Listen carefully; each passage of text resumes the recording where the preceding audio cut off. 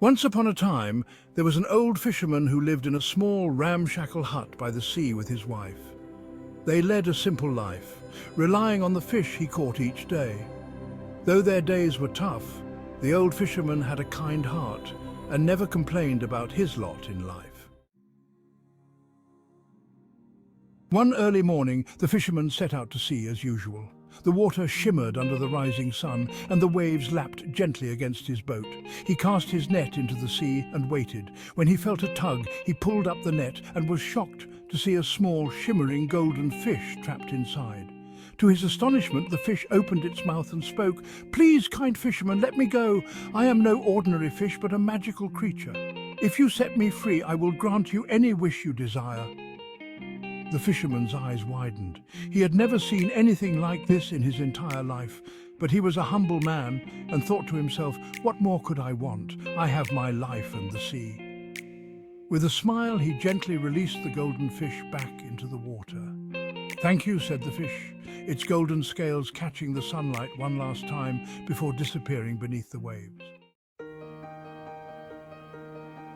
The fisherman returned home and told his wife everything.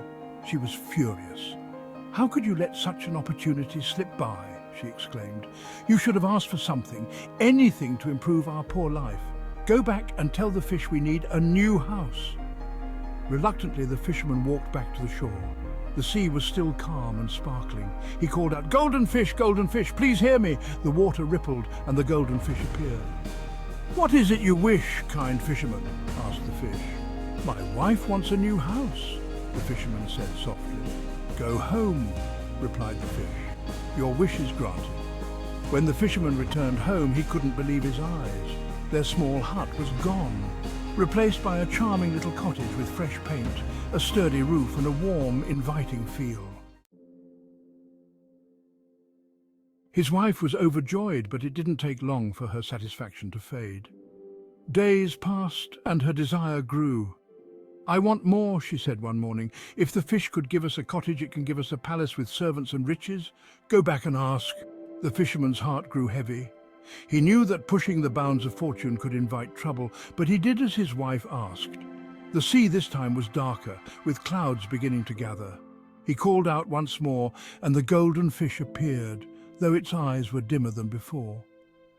"My wife wishes for a palace," the fisherman said, a tinge of regret in his voice. "Go home," the fish said quietly. "It is done." Indeed, when he returned, there stood a magnificent palace.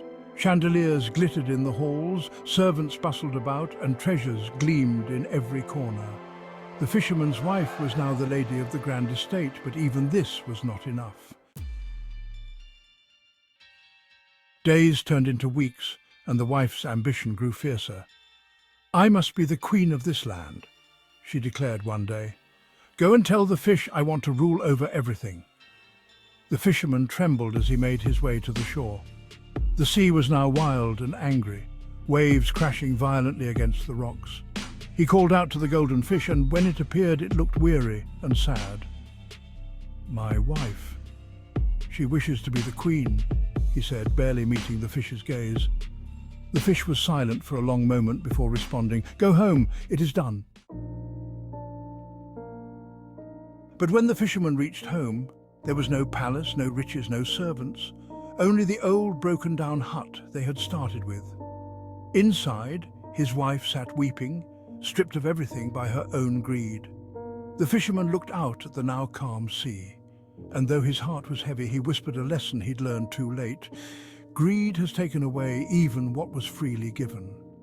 The golden fish was never seen again, perhaps choosing to swim deep where only the humble and grateful might one day find it.